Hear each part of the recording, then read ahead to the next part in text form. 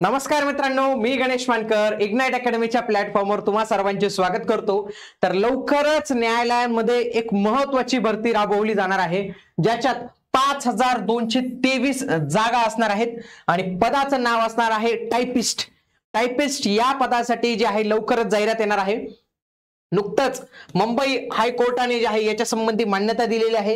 हिवाळी अधिवेशनात याच्या संदर्भातला प्रस्ताव सादर होणार आहे आणि लवकरच येत्या 1-2 महिन्यातच आहे याची जाहिरात येणार आहे आणि त्याची तयारी आता आपल्याला जी आहे तर ती सुरू करायची आहे मित्रांनो। त्याच्यासाठी बॉम्बे हायकोर्टची ऑलरेडी आपण एक बॅच लॉन्च केली होती, तर त्या बॅचला तुम्ही नक्की जॉइन करू शकतात आणि या बॅच मध्ये तुम्हाला सर्व काही विषय असतील तर ते इथं बघायला मिळणार आहे आणि आगामी काळात याच्या सिलेबस मध्ये काही अपडेशन जरी असेल ना तरी तुम्हाला या बॅच मध्ये जे आहे तर ते बघायला मिळून जाणार आहे। म्हणून तुम्ही ही बॅच जी आहे तर ती जॉइन करू शकतात।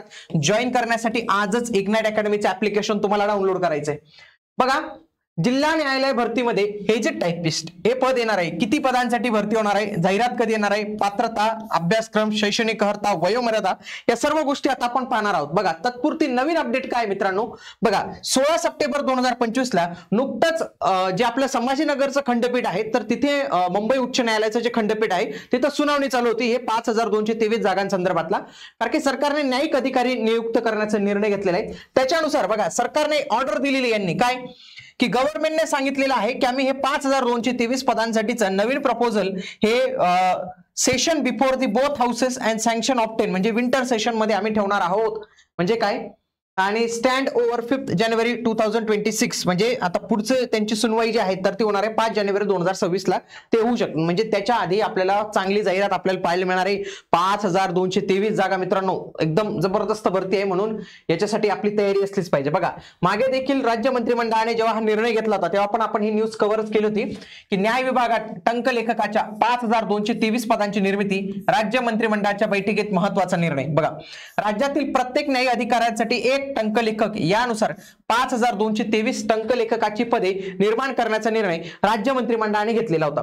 या अंतर्गत जिल्हा न्यायाधीश 1, दिवाणी न्यायाधीश वरिष्ठ स्तर 2, दिवाणी न्यायाधीश कनिष्ठ स्तर 3 या अधिकाऱ्यांची 2863 पदं निर्माण करण्यात आलेली होती आणि जे आधीची होती तर असे 5223 पदं झालेली होती न्यायिक अधिकाऱ्यांची। प्रत्येकाला एक टायपिस्ट द्यायचा, टाईप करणारा, आणि त्यासाठी आपल्याकडे काय पाहिजे मित्रांनो, टायपिंग असणं इथे गरजेचं असणार आहे। तर बघा, या सगळ्या गोष्टी असणार आहेत। ऑलरेडी याच्या आधीची पिटिशन जी आहे तर ती दाखल करण्यात आली होती संभाजीनगरच्या खंडपीठामध्ये जी आहे तर ती याचिका दाखल करण्यात आली होती। त्याच्यावेळी पण आपण काही गोष्टी ज्या आहेत तर त्या कन्फर्म केलेल्या होत्या। बघा, याच्यामध्ये पात्रता तर सगळ्यात आधी तुमची पदवी असणं आवश्यक आहे। बघा, पदवी कोणत्या विद्यापीठातून पदवी पाहिजे, आणि मी म्हणतो अजून तुम्हाला वेळ मित्रांनो, अजून ही जाहिरात आलेली नाही आहे। सगळ्यात आधी तुम्ही काय करा, 40 इंग्लिश आणि 30 मराठी याचा टायपिंग सर्टिफिकेट पहिले काढून ठेवा, कारण की हे फार महत्वाचं आहे। सोबत MSCIT लागणार आहे, MSCIT करून ठेवा लगेच, MSCIT करा, कारण की कम्प्युटरवरचे याचे प्रश्न जबरदस्त विचारले जातात। 40 इंग्लिश, 30 मराठी आणि MSCIT या 3 गोष्टी आताच तयार करून ठेवा तुम्ही, कारण की येत्या 1-2 महिन्यात जेव्हा जाहिरात येईल ना त्यावेळी तुमच्याजवळ या सगळ्या गोष्टी पाहिजे असतील। बघा, याच्यामध्ये काय असतं माहिती आहे का, सगळ्यात आधी तुमची एक परीक्षा होणार आहे। आता जिल्हा न्यायालयाची परीक्षा थोडी वेगळी होते आणि बॉम्बे हायकोर्टची परीक्षा जी आहे तर ती थोडी वेगळी होते मित्रांनो।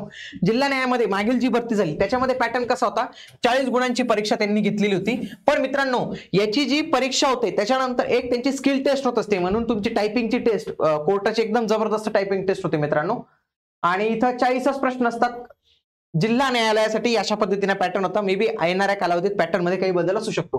त्याच्यामध्ये इतिहास, नागरिकशास्त्र, विज्ञान, भूगोल, क्रीडा, साहित्य, व्याकरण, चालू घडामोडी, ज्ञानांचं सामान्य ज्ञानाच्या चाचणीसाठी इत्यादी असतील। पण त्याच्यानंतर कनिष्ठ लिपिक या पदाच्या याच्यात संगणक ज्ञानावर आधारित देखील प्रश्नांचा समावेश होता तिथं। आणि हा जो पॅटर्न आहे मित्रांनो, आता हा पुढचा जो पॅटर्न आहे तर तो आहे आपल्या बॉम्बे हायकोर्टचा। बॉम्बे हायकोर्टमध्ये बघा, Marathi, English, GK, general intelligence, arithmetic, computer हे सगळे विषय इन्क्लूड केले। तर या बॅचमध्ये पण आपण हे सर्व विषय इन्क्लूड केलेले आहेत, कारण की नंतर जर परीक्षा पॅटर्न मध्ये थोडा बदल झाला ना तर तुम्हाला हे होऊ शकतो, म्हणून सर्व विषय दिलेले आहेत। सर्व विषय व्यवस्थित पद्धतीने तुम्ही करून घ्या, आगामी काळात येणाऱ्या न्यायालयामध्ये आपलं काम हे झालंच पाहिजे। आणि ही बॅच तुम्ही नक्की जॉईन करा। आता जी बॉम्बे हायकोर्टची एक्झाम झाली तर त्याच्यामध्ये आपल्या बॅचच्या बरेच उमेदवार जे आहेत तर ते स्किल टेस्टला सिलेक्ट देखील झाले। आता त्याच्यापैकी ज्यांची स्किल टेस्ट चांगली असेल तर ते सिलेक्ट होतील, बऱ्यापैकी आपल्या बॅचचे विद्यार्थी होतील आणि तुम्ही देखील होऊ शकतात कोर्टात। चांगली संधी असते, एक चांगला जॉब असतो, एका ठिकाणी तुमचा जॉब असतो, खूप रिस्पेक्ट पण तुम्हाला मिळतो कोर्टात असल्यामुळे, आणि एक छानसा जॉब आहे. म्हणून तुम्ही नक्की याच्यासाठी प्रिफर जे आहेत तर ते करू शकतात आणि तयारी जी आहे तर ते तुम्ही नक्की सुरू करून द्या. भेटूया आता आपण पुढील व्हिडिओमध्ये. तोपर्यंत जय हिंद, जय महाराष्ट्र, धन्यवाद.